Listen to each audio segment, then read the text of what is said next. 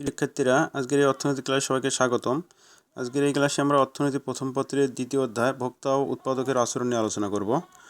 গত ক্লাসে আমরা আলোচনা করেছিলাম যে উপযোগের ধারণা, উপযোগের শ্রেণীবিভাগ, মোট উপযোগ থেকে প্রান্তিক উপযোগ নির্ণয়, প্রান্তিক উপযোগ থেকে মোট উপযোগ নির্ণয়, মোট উপযোগ ও প্রান্তিক উপযোগের মধ্যে সম্পর্ক বা পার্থক্য।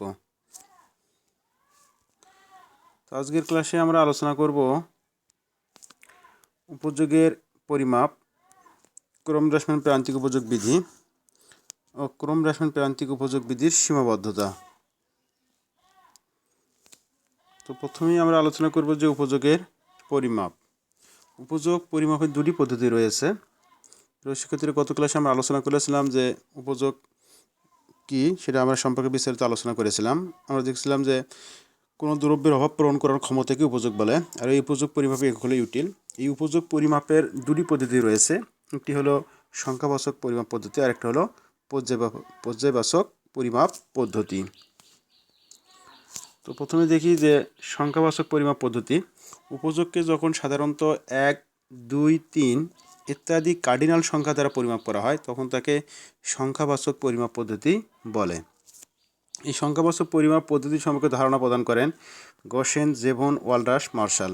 এগুলো বহু নির্বাচনের জন্য এই নামগুলো তোমাদের খুব ভালোভাবে মনে রাখতে হবে। এরপর আমরা দেখি যে পর্যায়বাচক পরিমাপ পদ্ধতি।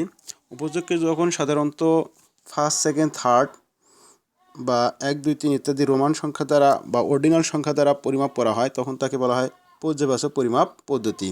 এই পর্যায়বাচক উপযোগ ধারণা ব্যাখ্যা করেন Pareto, Fisher, Antonelli, Hicks and Allen.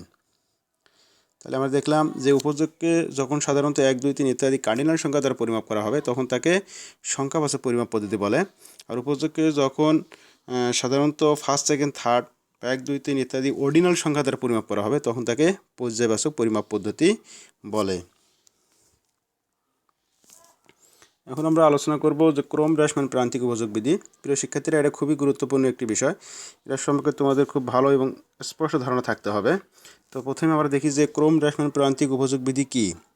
অন্যান্য অবস্থা স্থিতি থেকে কোনো একটি নির্দিষ্ট সময়ে কোনো ব্যক্তি যখন একই দ্রব্যের বিভিন্ন একক ক্রমাগত ভোগ করতে থাকে তখন মোট উপযোগ বৃদ্ধি পেলেও প্রান্তিক উপযোগ ক্রমশ হ্রাস পায়। ইহাই ক্রমহ্রাসমান প্রান্তিক উপযোগ বিধি। অর্থাৎ ভোগ বৃদ্ধির সঙ্গে সঙ্গে মোট উপযোগ বাড়বে কিন্তু প্রান্তিক উপযোগ ক্রমশ হ্রাস পাবে। এই হলো ক্রমহ্রাসমান প্রান্তিক উপযোগ বিধি। অর্থাৎ কোনো একটি নির্দিষ্ট সময়ে কোনো ব্যক্তি যখন একটি দ্রব্যের বিভিন্ন একক ক্রমাগত ভোগ করতে থাকবে তখন মোট উপযোগ বাড়লেও কিন্তু প্রান্তিক উপযোগ ক্রমশ কী হবে, হ্রাস পাবে।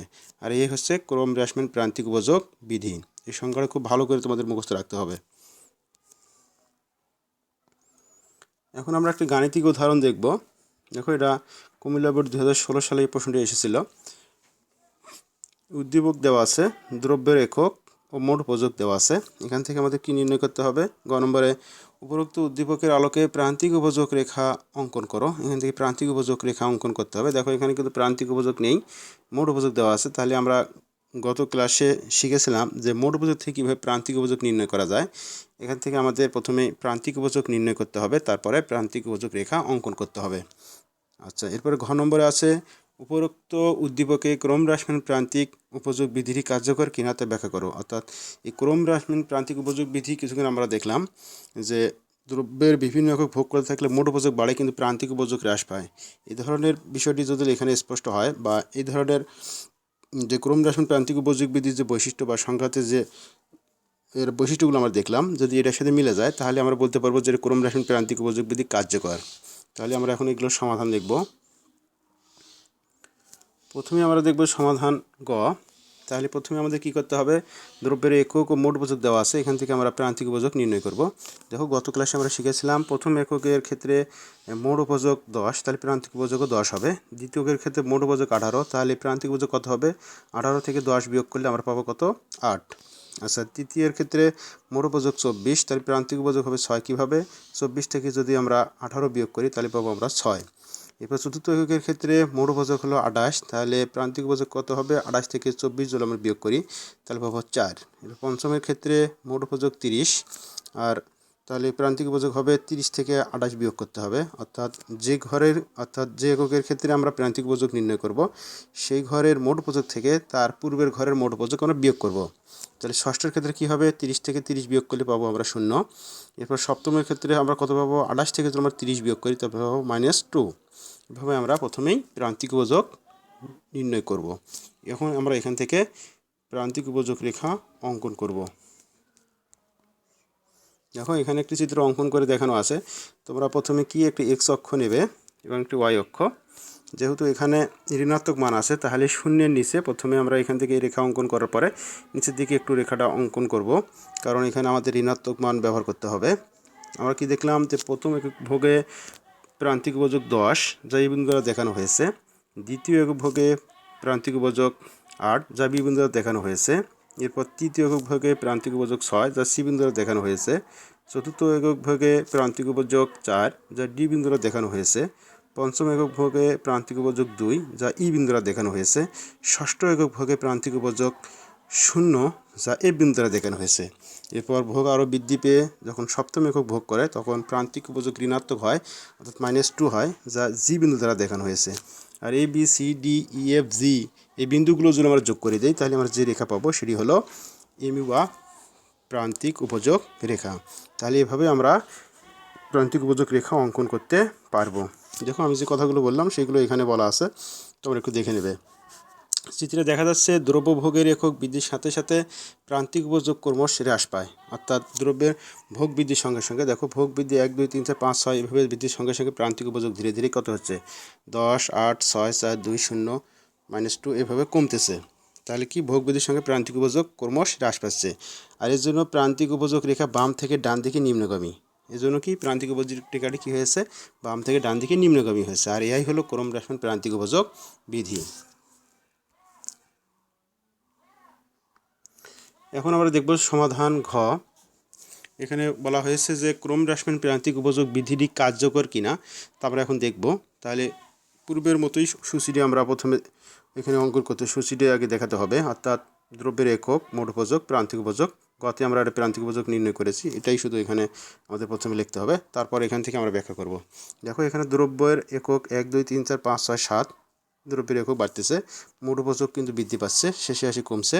এরপর প্রান্তিক উপযোগ কি 10 8 6 4 2 0 -2, অর্থাৎ প্রান্তিক উপযোগ ধীরে ধীরে কিন্তু কমতেছে। তাহলে আমরা ক্রম হ্রাসমান প্রান্তিক উপযোগ বিধি কি জানি, অর্থাৎ কোনো একটি নির্দিষ্ট সময়ে কোনো একজন ভোক্তা একটি দ্রব্যের বিভিন্ন একক ভোগ করতে থাকলে মোট উপযোগ বৃদ্ধি পায়। দেখো এখানে কিন্তু ভোগ বৃদ্ধির সঙ্গে মোট উপযোগ বৃদ্ধি পেয়েছে কিন্তু প্রান্তিক উপযোগ হ্রাস পেয়েছে। আমরা জানি কি মোট উপযোগ বৃদ্ধি পায় কিন্তু প্রান্তিক উপযোগ হ্রাস পায়, অর্থাৎ কোনো একটি নির্দিষ্ট সময়ে একজন ভোক্তা একটি দ্রব্যের বিভিন্ন একক ভোগ করতে থাকলে মোট উপযোগ বাড়ে কিন্তু প্রান্তিক উপযোগ ধীরে ধীরে হ্রাস পায়, ইহাই ক্রম হ্রাসমান প্রান্তিক উপযোগ বিধি। তাহলে বিধির সঙ্গে এটা মিলে যাচ্ছে, তাহলে আমরা বলতে পারি যে এখানে ক্রম হ্রাসমান প্রান্তিক উপযোগ বিধিটি কার্যকর। তাহলে তোমরা পরীক্ষায় কীভাবে উত্তর লিখবে সেটা এখন আমরা দেখব। দেখো এখানে যেভাবে লেখা আছে তোমাদের পরীক্ষায় এভাবে উত্তরটা লিখতে হবে যে ক্রম হ্রাসমান প্রান্তিক উপযোগ বিধি অনুযায়ী আমরা কি জানি এটাকে লিখব।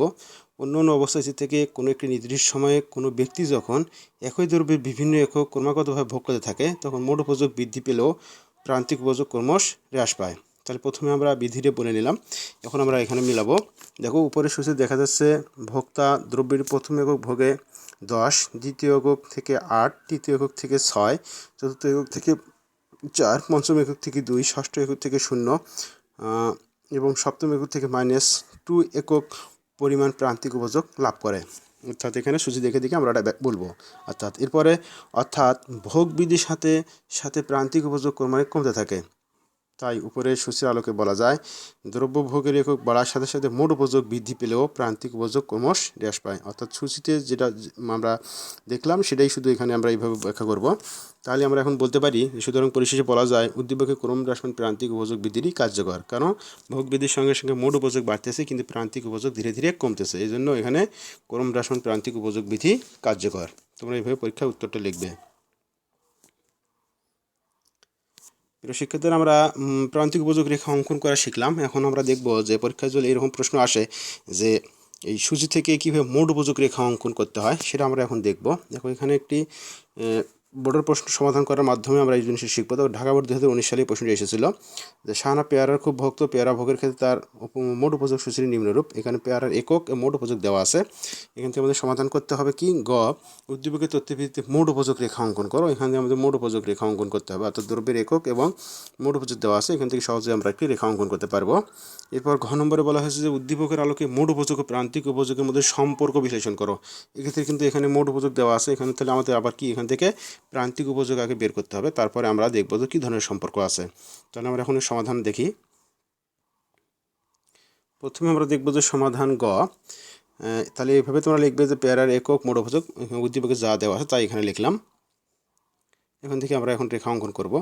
দেখো আমাদের এখন মোট উপযোগ রেখা অঙ্কন করতে হবে। তাহলে এক্স অক্ষ বরাবর তাহলে কি ভোগের পরিমাণ, আর ওয়াই অক্ষ বরাবর আমাদের মোট উপযোগ আমরা দেখাবো। তারপরে এখান থেকে আমরা এখন একটু রেখা অঙ্কন করব কিভাবে।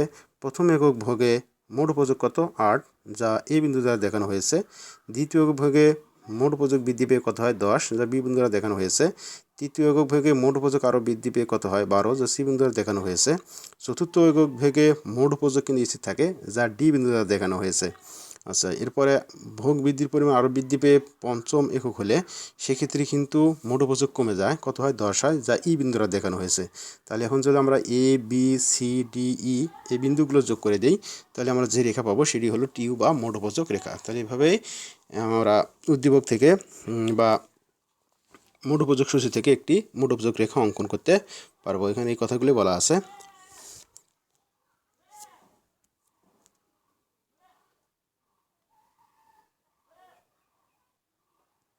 এখন আমরা দেখব যে সমাধান ঘ। মোট উপযোগ ও প্রান্তিক উপযোগের মধ্যে সম্পর্ক কীরূপ আছে বা আছে কিনা এটা বলা হয়েছে। আমরা দেখব যে সম্পর্ক কীরূপ। এখন তাহলে দ্রব্যের একক দেওয়া আছে, মোট উপযোগ দেওয়া আছে, তো এখান থেকে আমরা প্রান্তিক উপযোগ নির্ণয় করব। তাহলে আগের পূর্বের অনুরূপ আমরা একটি মোট উপযোগ থেকে প্রান্তিক উপযোগ কীভাবে নির্ণয় করব। প্রথম একের ক্ষেত্রে 8 একক, তাহলে প্রান্তিক উপযোগ 8 একক। দ্বিতীয়ের ক্ষেত্রে 10 একক, তাহলে দ্বিতীয়ের ক্ষেত্রে 10 থেকে 8 বিয়োগ করলে 2 একক। এবার তৃতীয় এককের ক্ষেত্রে আমাদের কি হবে, যে মোট উপযোগ 12, তাহলে এখান থেকে 12 থেকে 10 বিয়োগ করলে পাবো 2। তাহলে চতুর্থের ক্ষেত্রে 12 থেকে 12 বিয়োগ করলে পাবো 0। পঞ্চমের ক্ষেত্রে 10 থেকে 12 বিয়োগ করলে পাবো আমরা -2 একক। তাহলে এখান থেকে আমরা প্রান্তিক উপযোগ বের করলাম। এখন আমরা এখান থেকে সহজে সম্পর্কটি ব্যাখ্যা করতে পারবো। দেখো সূচিতে দেখা যাচ্ছে প্রথম, দ্বিতীয়, তৃতীয় একক ভোগে মোট উপযোগ বৃদ্ধি পেলেও, দেখো প্রথমে 1, 2, 3 এর ক্ষেত্রে মোট উপযোগ কি কিন্তু বৃদ্ধি পেয়েছে, 8, 10, 12 বৃদ্ধি পেয়েছে। এই কথাগুলো এখানে বলা হয়েছে। প্রথম ও দ্বিতীয় একক ভোগে প্রান্তিক উপযোগ কমে, তাহলে প্রথম থেকে দ্বিতীয় এককে যখন আসি প্রান্তিক উপযোগ কমতেছে, কিন্তু তৃতীয় এককে মোট উপযোগ এসে থাকে। তৃতীয়তে মোট উপযোগ কী হয়েছে, দ্বিতীয়তে ছিল 2, তৃতীয়তে হয়েছে 2, তাহলে মোট উপযোগ কিন্তু স্থির রয়েছে। আচ্ছা, এরপরে চতুর্থ একক ভোগে মোট উপযোগ সর্বোচ্চ 12 হলে প্রান্তিক উপযোগ কী হয়, 0 হয়। অর্থাৎ সর্বোচ্চ যখন 12 হয় তখন প্রান্তিক উপযোগ কী হয়, 0 হয়। আবার পঞ্চম একক ভোগে মোট উপযোগ 12 থেকে কমে 10 হলে প্রান্তিক উপযোগ ঋণাত্মক 2 হয়। অর্থাৎ মোট উপযোগ যখন 12 থেকে কমে 10 হয় তখন প্রান্তিক উপযোগ কী হয়, -2 হয়। সুতরাং পরিশেষে বলা যায় দ্রব্য ভোগের একক বৃদ্ধির সাথে সাথে মোট উপযোগ ক্রম হ্রাসমান হারে বাড়লেও প্রান্তিক উপযোগ কমতে থাকে। মোট উপযোগ সর্বোচ্চ হলে প্রান্তিক উপযোগ 0 হয়, এবং মোট উপযোগ সর্বোচ্চ হওয়ার পর যখন কমে তখন প্রান্তিক উপযোগ কী হয়, ঋণাত্মক হয়। তো এভাবে সম্পর্কটা আমরা ব্যাখ্যা করতে পারি। এখন আমরা আলোচনা করব যে ক্রম হ্রাসমান প্রান্তিক উপযোগ বিধির সীমাবদ্ধতা। প্রিয় শিক্ষার্থীরা, আমরা এখন ক্রম হ্রাসমান প্রান্তিক উপযোগ বিধি নিয়ে আলোচনা করলাম। আমরা দেখলাম যে কোনো একটি নির্দিষ্ট সময়ে কোনো একজন ভোক্তা একটি দ্রব্যে বিভিন্ন একক ভোগ করতে থাকে, তখন মোট উপযোগ বাড়লেও প্রান্তিক উপযোগ হ্রাস পায়। এ হলো ক্রম হ্রাসমান প্রান্তিক উপযোগ বিধি। অর্থাৎ ভোগ বিধির সাথে প্রান্তিক উপযোগ কিন্তু হ্রাস পায়। যদি এখন এর ব্যতিক্রম আমরা দেখি, তাহলে বা সীমাবদ্ধতা দেখি, তাহলে আমরা দেখব যে এখানে ভোগ বৃদ্ধির সাথে কিন্তু প্রান্তিক উপযোগ কমবে না, অর্থাৎ বাড়বে বা স্থির থাকবে, অর্থাৎ এর ব্যতিক্রম ঘটবে, এটা এখানে বলা হচ্ছে। অর্থাৎ ক্রম হ্রাসমান প্রান্তিক উপযোগ বিধির সীমাবদ্ধতা এখন দেখব আমরা। দেখো প্রথমে 1 নম্বর হলো আয় ও রুচির পরিবর্তন। এই বিধিতে একটি নির্দিষ্ট সময়ে ভোক্তার আয়, রুচি, পছন্দ ইত্যাদি স্থির ধরা হয়, কিন্তু স্বল্পকালে ভোক্তার আয়, রুচি, পছন্দ ইত্যাদি স্থির থাকলেও দীর্ঘকালে থাকে না, তাই দীর্ঘকালে এই বিধির কার্যকারিতা নেই। অর্থাৎ এই আয় ও রুচির যদি দীর্ঘকালে পরিবর্তন হয়, তাহলে এখানে কিন্তু ওই ক্রম হ্রাসমান প্রান্তিক উপযোগ প্রযোজ্য হয় না। অর্থাৎ ভোগ বিধির সাথে প্রান্তিক উপযোগ কমে না, বরঞ্চ বেড়ে যায়। এরপরে 2 নম্বর হলো দ্রব্যের একক। দ্রব্যের একক উপযুক্ত না হলে এই বিধি কার্যকর হয় না। যেমন তৃষ্ণার্ত কোনো ব্যক্তিকে গ্লাসের পরিবর্তে চামচে করে পানি খেতে দিলে তার উপযোগ না কমে বরং বেড়ে যায়। অর্থাৎ আমরা দেখলাম যে ভোগ বিধির সাথে প্রান্তিক উপযোগ কমবে, কিন্তু গ্লাসের পরিবর্তে যদি চামচে করে কাউকে পানি খেতে দেওয়া হয় তাহলে সেক্ষেত্রে কিন্তু 1 চামচ বা 2 চামচ 3 চামচ এরকম পানি খাওয়ার পরে তার কিন্তু উপযোগ কমবে না, বরং আরও বেড়ে যাবে। অর্থাৎ চামচে করে পানি খেলে তার উপযোগ না কমে বাড়ার কারণে এই বিধিটি প্রযোজ্য এখানে হবে না। এই জন্য দ্রব্যের একক যদি উপযুক্ত না হয় তাহলে এই বিধি কার্যকর হবে না। এরপর 3 নম্বর হলো সময়ের ব্যবধান। কোনো দ্রব্যের বিভিন্ন একক ভোগের ক্ষেত্রে সময়ের ব্যবধান বেশি হলে এই বিধি কার্যকর হবে না। অর্থাৎ সময়ের ব্যবধান যদি নির্দিষ্ট না হয়ে অনেক বেশি হয়ে যায়, দীর্ঘ হয়ে যায়, সেক্ষেত্রে কিন্তু বিধি কার্যকর হবে না। কারণ দীর্ঘ সময় পর পর কোনো দ্রব্য ভোগ করতে থাকলে উপযোগ না কমে বরং বেড়ে যায়। অর্থাৎ 1 ঘন্টা বা 2 ঘন্টা 5 ঘন্টা পর পর যদি কাউকে পানি খেতে দেওয়া হয় তাহলে সেক্ষেত্রে কিন্তু এই প্রান্তিক উপযোগ বা উপযোগ কিন্তু কমবে না। এই জন্য বলা হচ্ছে সময় ব্যবধান যদি বেশি হয়ে যায় অনেক, সেক্ষেত্রে এই বিধিটি প্রযোজ্য হয় না। এরপর 4 নম্বর হলো শখের দ্রব্য। শখের দ্রব্যের ক্ষেত্রে ক্রমহীন প্রান্তিক উপযোগ বিধি কার্যকর হয় না, কারণ শখের দ্রব্য সংগ্রহে আগ্রহ ক্রমাগত বৃদ্ধি পেতে থাকে। অর্থাৎ যারা শখের দ্রব্য পেতে ভালোবাসে বা নিজেদের কাছে রাখতে চায় তাদের ক্ষেত্রে কিন্তু এটা যত পাবে তত তার আগ্রহ বাড়বে। তাহলে এখানে কিন্তু উপযোগ কমতেছে না। অর্থাৎ শখের দ্রব্য সংগ্রহের ক্ষেত্রে উপযোগ না কমে বরং বাড়তে থাকে, যেমন বিভিন্ন দেশের ডাকটিকিট, পুরাতন মুদ্রা ইত্যাদি। এরপর 5 নম্বর হলো কৃপণ ব্যক্তি।